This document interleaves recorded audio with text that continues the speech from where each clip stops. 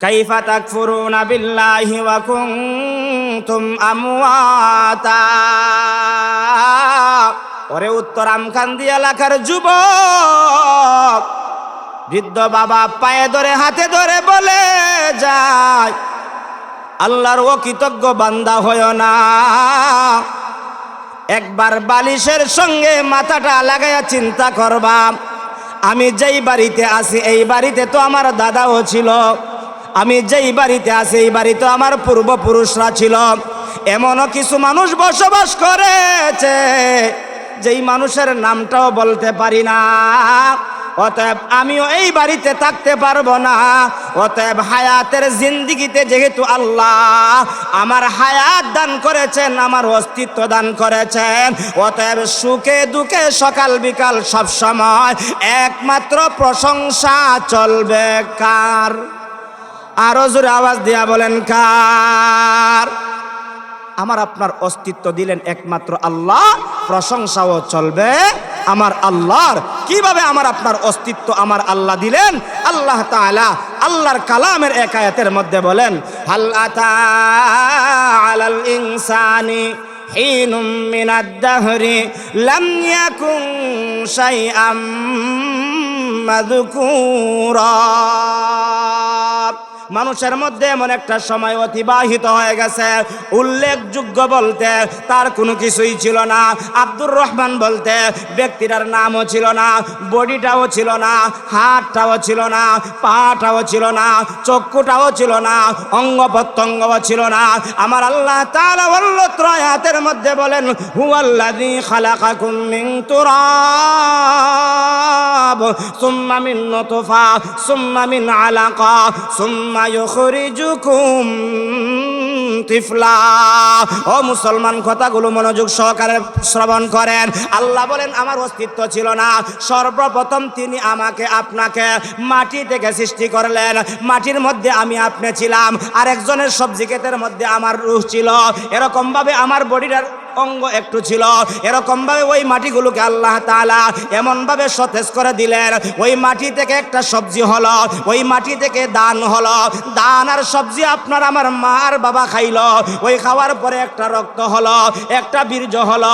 ওই বীর্য থেকে আমার আল্লাহ দুজনের মিশ্রণের মাধ্যমে আমার আপনার মায়ের পেটের ভিতরে আমার আল্লাহ তাআলা বীর্য থেকে শুক্রবিন্দুতে রূপান্তরিত করাইয়া, শুক্রবিন্দুর পরে আমার আল্লাহ তাআলা জমাট রক্তে ধারণ করাইয়া, জমাট রক্তে ধারণ করার পরে গোশতের আকারে ধারণ করাইয়া আমার আপনার মায়ের পেটের ভিতরে আমার আল্লাহ তাআলা বলেন আমার পায়ের জায়গায় পা দিলেন, হাতের জায়গায় হাত দিলেন, চৌকের জায়গায় চোখ দিলেন। অঙ্গ প্রত্যঙ্গ যেখানে যেটা দেওয়া দরকার, হাতটা যদি পিছন দিক দিয়ে দিয়ে দেয়, আমকান্দির মানুষ বলবে অমুকের তো একটা ছেলে জন্মগ্রহণ করেছে, কিন্তু হাতটা সামনে দিয়ে নয় পিছনের দিক দিয়া, এটা নিয়ে মানুষ সমালোচনা করবে। আমার আল্লাহ জানেন গো, এই জন্য আব্দুল করিম নামক ব্যক্তিটার হাতটা সামনে দিয়া দিলেন। আজকে হাতটা পাওয়ার পর আল্লাহু আকবার বলে তাকবীরে তাহরিমা বাদলা না, ওই হাত দিয়া অন্যায় সাক্ষী দিলা, ওই হাত দিয়া অন্যায় ভাবে আরেকজনকে থাপ্পড় দিলা, ওই হাত দিয়ে আরেকজনের উপরে আঘাত করলা, ওই হাতের হিসাবটাও আমার আল্লাহ একদিন নিবেন। আর ডাক দিয়া বলবেন কেমন করে নাফরমানি করলে? আমি আল্লাহ তাআলা তো তোর মায়ের পেটের ভিতরে হাতটা দিয়েছিলাম, ওই হাতটা যদি অঙ্গ করে দিতাম, হাতটা যদি ওসল করে দিতাম, দুনিয়ার কোনো মানুষ ছিল না এরকম একটা হাত বানায় দিতে। এমন কোন ডাক্তার ইঞ্জিনিয়ার পৃথিবীতে আছে? মনে করেন সুরারুঘাটের ভিতরে কোটি টাকার মালিকের ফ্যামিলির মধ্যে একটা সন্তান জন্মগ্রহণ করেছে। জন্মের সময়ে আমার আল্লাহ অসল করে দিয়েছেন, টাকা ওজন করে দিয়েও যদি কোমরটা সোজা করতে পারলো না, ওই ব্যক্তিকে নিয়ে যদি কেউ চিন্তা করে আমার তো কোমরটা আল্লাহ সুদা করে দিয়েছেন। 10 মাস 15 মাস পরে আমি দাঁড়াবার শক্তি পেয়েছি, 15 মাস 15 বছর পরে আমি সব কিছু বুঝতে পেরেছি, কিন্তু সব কিছু চিনলাম আল্লাহর দেওয়া কোমরটা দিয়া। আল্লাহর এরকম ভাবে নামাজে দাঁড়াইয়া রুকু করতে পারলাম না। আমার মতন আপনার মতন কপাল পুরা পৃথিবীর জমিনে আর কেউ হতে পারে না। তাহলে যেই কথাটা বলতেছিলাম, মায়ের পেটের ভিতরে যে আল্লাহ 2টা হাত দিলেন, হাত দেওয়ার সময় যদি একটা হাতকে বেবস করে দিতেন, নিস্তেজ করে দিতেন, পৃথিবীর মধ্যে আসার পরে আপনার জমি জামা বাড়ি বিটা বিক্রি করেও কি একটা হাত সচল করার কোনো শক্তি পৃথিবীর কারো আছে? নাই। ওই কথাটাই আল্লাহ বুঝান, কেমন করে আমি আল্লাহর অকৃতজ্ঞ হও, কেমন করে আমি আল্লাহর নাফরমানি করো। আমি তো তোমার মায়ের পেটের ভিতরে পুরাটা অঙ্গ প্রত্যঙ্গ সুন্দর করে সাজাইয়া ফেরেশতার মাধ্যমে আল্লাহ ফিডিং করায়া আমার আল্লাহ বলেন সাবধান, চেহারাটা বানাইবা না, চেহারাটা আমি আল্লাহ আমার কুদরতি হাত দিয়া বানাইব। জোরে কইবানি সুবহানাল্লাহ। আচ্ছা, আমার আপনার চেহারাটা কুদরতি হাত দিয়া বানাইছেন কে? আমার আপনার চেহারার সঙ্গে ছাগলের চেহারার মিল আছে? গরুর মিল আছে? বাঘবাল্লুকের মিল আছে? মিল থাকবেই না, থাকার কথাই না। আমার আল্লাহ বলেন সবচাইতে সুন্দর চেহারা কাঠামো দিয়া আল্লাহ মানুষ বানাইছেন। আল্লাহু আকবার। আমার আল্লাহ তাআলা জানায় দিলেন, ও আমার ফেরেশতারা, ওই বান্দাটা তার মায়ের পেটের ভিতরে আছে, 5 মাস হয়ে গেল, 4 মাস হয়ে গেল, অঙ্গ প্রত্যঙ্গ পুরাপুরি দিয়ে দাও। শুনে রাখো, চেহারাটা তোমরা বানাইবা না, আমি আল্লাহ তাআলা আমার কলিমুদ্দিন নামক ব্যক্তিটার চেহারা বানাইব। ফেরেশতারা শুনো রে, ওই চেহারার মধ্যে একখানা কপাল থাকবে, ওই কপাল দিয়ে আমার বান্দা ঠান্ডা পানি দিয়া উজু করিয়া আমি আল্লাহর কুদরতি পায়ে যখন সেজদা দিবে, আমি আল্লাহ তার দৃশ্যটা দেইকা আমি আল্লাহ তার উপরে রাজি আর সন্তুষ্ট হয়ে যাব। সুবহানাল্লাহ। সন্তুষ্ট হবেন কে? বাবা তার সন্তানকে একটা কথা বললে, সন্তান যদি তার বাবার কথাটা শুনে, বাবা বাজার থেকে আইবার সময় চকলেট পকেটে করে আনেনি না আনে না?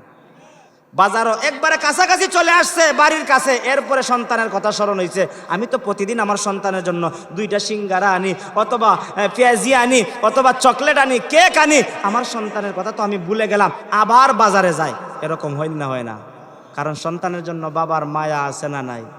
আল্লাহর পয়গাম্বর বলেন, একটা মা আর বাবা যেই পরিমাণ মানুষ তার সন্তানকে মায়া করে, তার চাইতে কোটি গুণে আমার আল্লাহ আমাদেরকে মায়া করে। কেমনে মায়া করেন? নবীর জামানার একটা কথা। আল্লাহর পয়গাম্বর মদিনায় মসজিদে নববীর মধ্যে সাহাবায়ে কেরামদেরকে নসিহত করেন, জান্নাত জাহান্নামের আলোচনা করেন। হঠাৎ করে আল্লাহর পয়গাম্বর দেখতে পাইলেন আল্লাহর এক বান্দি বেকুল, পাগল পারা, তার একটা সন্তান হারিয়ে গেছে। সন্তান হারিয়ে গেলে পরে মার কেমন অন্তরের ভিতরে ধাক্কা লাগে, কেমন পেরেশান হয়। যার সন্তান হারায় সে বুঝে, এছাড়া আর কেউ বুঝে না। এবার ওই মার যখন সন্তানটা হারিয়ে গেল, সন্তানটা হারিয়ে যাওয়ার পরে মা মদিনার অলিতে গলিতে দৌড়াদৌড়ি করে, চক্কর দেয়। মানুষ তাকে জিজ্ঞাসা করে, তোমার কি হয়েছে? বলে, আমার সন্তানটা হারিয়ে গেছে। নবীজি সাল্লাল্লাহু আলাইহি ওয়াসাল্লাম দেখলেন মহিলা দৌড়াদৌড়ি করতেছে। আমার পয়গম্বর জিজ্ঞাসা করেন, মা তুমি কেন দৌড়াদৌড়ি করো? ওই মহিলা ডাক দিয়া বলে, ইয়া রাসূলুল্লাহ, ইয়া হাবিবাল্লাহ, আমার কলিজার টুকরা একটা সন্তান হারিয়ে গেছে। সন্তান হারিয়ে যাওয়ার কারণে আমি মা পানি পান করি না, আমি মা খাবার খাই না। ইয়া রাসূলুল্লাহ, আমি প্রতিজ্ঞা করেছি যতক্ষণ না আমি আমার সন্তানকে পাবো ততক্ষণ পর্যন্ত আমি এরকম ভাবে উপবাস থাকবো।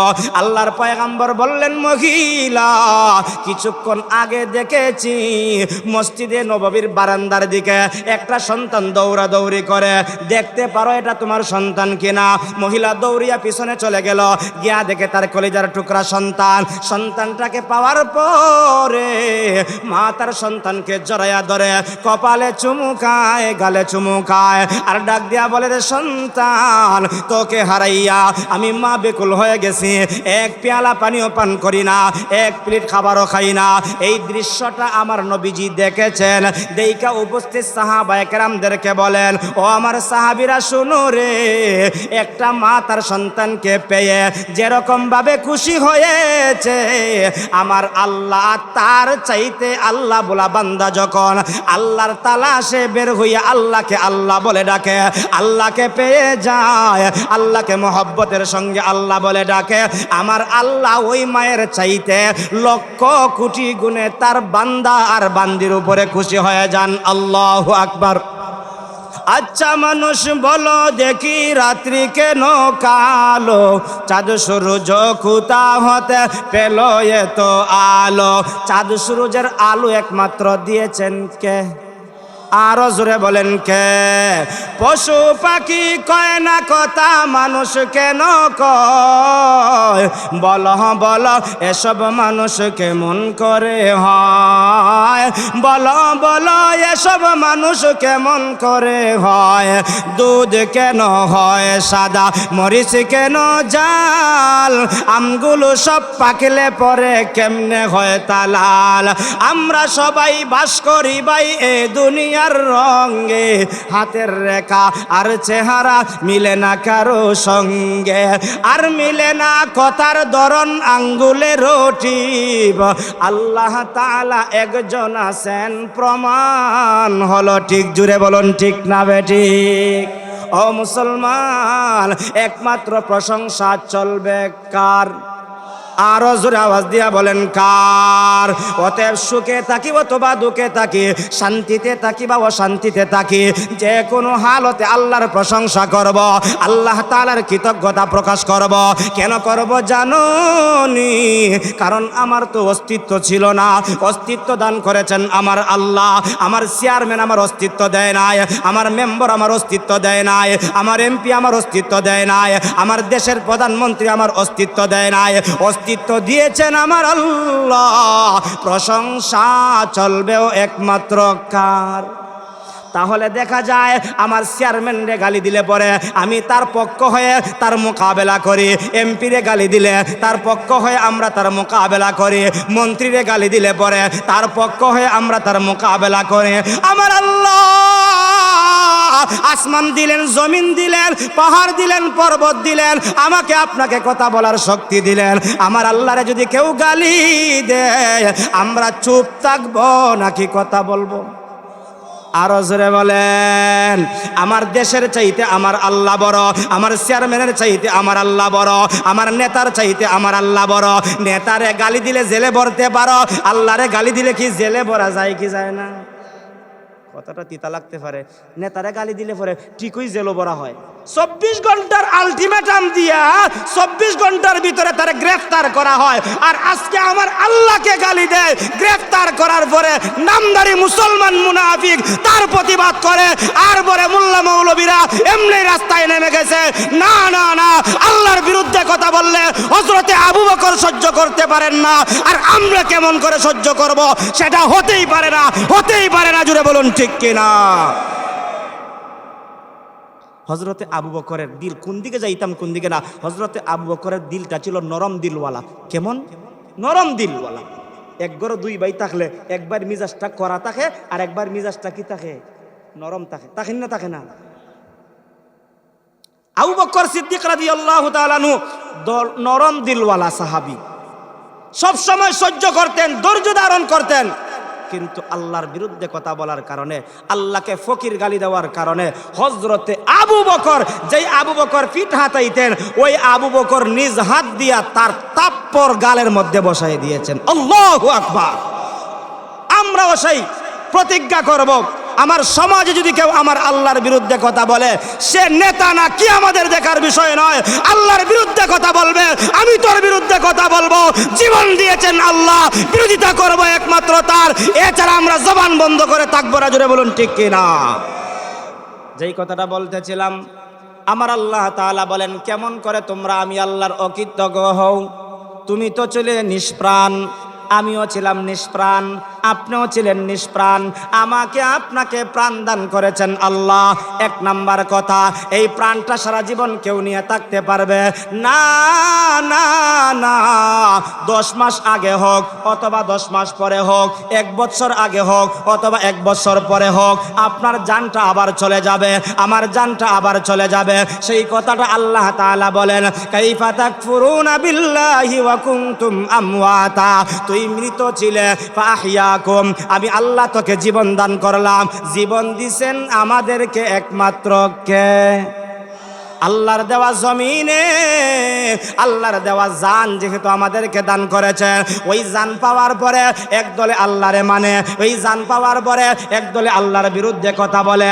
দেখেন না, আরো অনেক বছর আগে তসলিমা নাসরিন আল্লাহর বিরুদ্ধে কথা বলেছিল।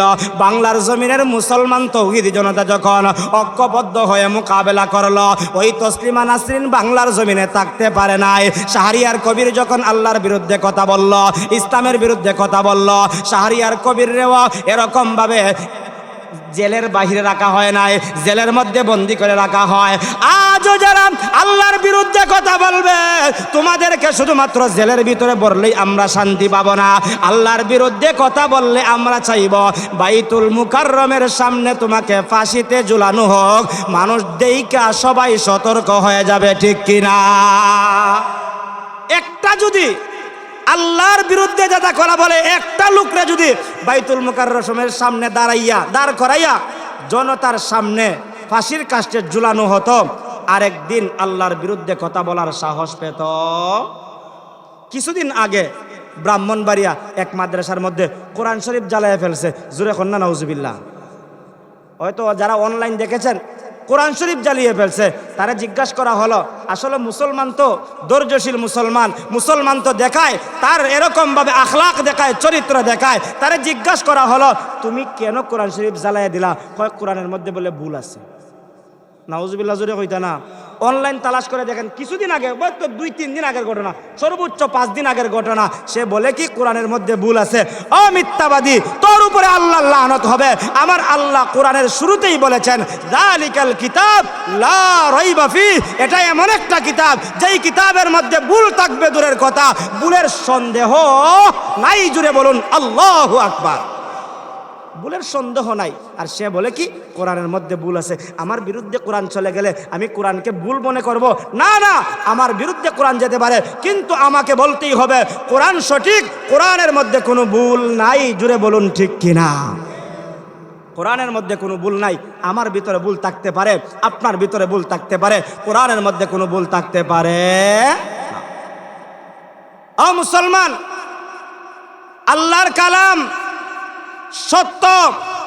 আল্লাহর কালাম যার ভিতরে আছে সেও সত্যবাদী। আর আল্লাহর কালামকে যারা ধারণ করবে তারাও আল্লাহর কাছে দামি। জুড়ে বলেন সুবহানাল্লাহ।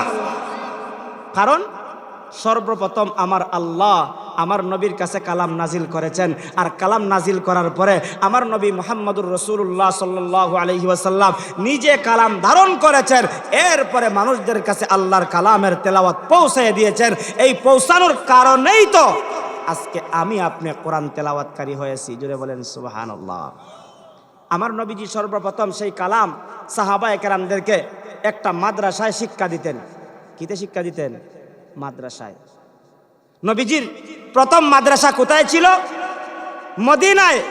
আজও যারা মক্কা মদিনা সফর করেছেন দেখবেন নবীজির রওজার পাশেই একটা জায়গা আছে যেটাকে আসহাবে সুফফা বলা হয়, যেখানে আহলে সুফফার সাহাবীরা নবীর কাছ থেকে কোরআন শিক্ষা গ্রহণ করত, হাদিস শিক্ষা গ্রহণ করত। এই জায়গায় সাহাবীরা সব সময় আল্লাহর কালাম এবং হাদিস শিক্ষা গ্রহণ করত। এর মধ্য থেকে 2 জন সাহাবী, 1 নম্বরের একজন প্রথম ছাত্র ছিলেন, যেই সাহাবী ছাত্র ছিলেন হযরতে আবু হুরায়রা রাদিয়াল্লাহু তাআলা আনহু। যেই আবু হুরায়রা নবীর কাছ থেকে এই পরিমাণ শিক্ষা গ্রহণ করেছেন, আমরা যারা হাদিস পড়ি বা হাদিস পড়ান, সবচাইতে বেশি যিনি হাদিস রিওয়ায়াত করেছেন হযরতে আবু হুরায়রা। 5374টা হাদিস যিনি একা বর্ণনা করেছেন। আল্লাহু আকবার। নবীজির প্রথম ছাত্র আসহাবে সুফার আহলে সুফার প্রথম ছাত্র ছিলেন হযরতে আবু হুরায়রা। এই মাদ্রাসা 2023 সালে প্রতিষ্ঠিত হয়েছে। যদি আল্লাহ বড় করে মাদ্রাসা বড় হবে একদিন, বড় হওয়ার পরে যখন মাদ্রাসার ইতিহাস তালাশ করা হবে তখন ওই রেজিস্ট্রারি খাতা বের কইরা দেখা হবে এই মাদ্রাসার প্রথম ছাত্রকে। তালাশ করা হবে কি হবে না? অনেকে দেখবেন বের হবে যে আমি এই মাদ্রাসার প্রথম ছাত্র। আরেকজন জিজ্ঞাসা করবে, বেটা তুমি দে পড়ছো, তুমি দেখি এখন লাইন সারি দিছো? বলে আমি সর্বপ্রথম রে ভাই মাদ্রাসাত ভর্তি হইছি, কিছুদিন লেখাপড়া করছি, পরে ভাগ্যের গুণে আর পড়তাম পারছি না, কিন্তু এই মাদ্রাসায় লেখাপড়া করার কারণে আজকে মাথায় টুপি দিয়েছি, এই মাদ্রাসায় লেখাপড়ার কারণে আজকে কোরআন শিখতে পেরেছি, এই মাদ্রাসায় আজকে ভর্তি হওয়ার কারণে আমি আমার মা বাবার সঙ্গে ভালো ব্যবহার করি, আজকে কোরআন শিক্ষা গ্রহণ করার কারণে আমার জীবন পরিবর্তন হয়েছে। আলেম না হতে পারি কিন্তু আমার জীবন পরিবর্তন। ওই জামিয়া রশিদিয়া মাদ্রাসার প্রতিষ্ঠিত ছাত্ররা এরকম ভাবে কথা বলতে পারে কি পারে না?